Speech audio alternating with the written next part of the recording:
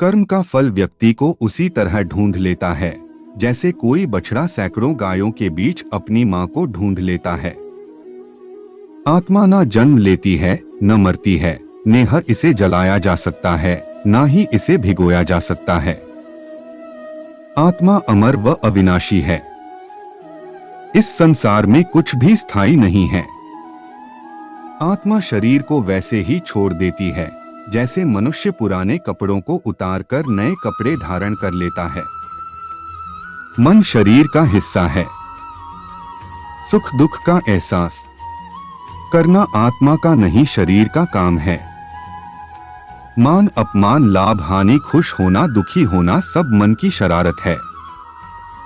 जब यह संसार ही स्थायी नहीं है तो इस संसार की कोई वस्तु कैसे स्थायी हो सकती है। मैं सभी जीवों में विद्यमान हूँ। मैं चींटी में भी विद्यमान हूँ और हाथी में भी विद्यमान हूँ।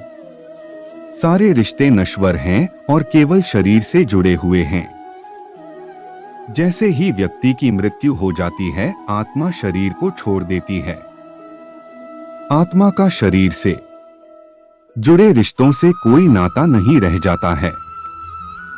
मेरे भी कई जन्म हो चुके हैं, तुम्हारे भी कई जन्म हो चुके हैं।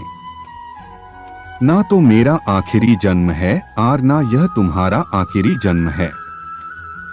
वर्तमान परिस्थिति में जो तुम्हारा कर्तव्य है वही तुम्हारा धर्म है। धर्म व्यक्तिगत होता है। मैं किसी के भाग्य का निर्माण नहीं करता, ना ही किसी के कर्मफल में दखल देता हूँ। व्यक्ति या जीव का कर्म ही उसके भाग्य का निर्माता होता है। क्रोध इंसान का सबसे बड़ा शत्रु होता है। क्रोध आने पर इंसान की सोचने समझने की शक्ति खत्म हो जाती है। उस व्यक्ति के पतन में ज्यादा समय नहीं लगता। व्यक्ति कर्म करने से कभी छुटकारा नहीं पा सकता है। इसलिए तुम्हें हमेशा कर्म करते रहना चाहिए, क्योंकि कर्म के बिना तुम्हारे शरीर का निर्वाह भी नहीं हो सकता है।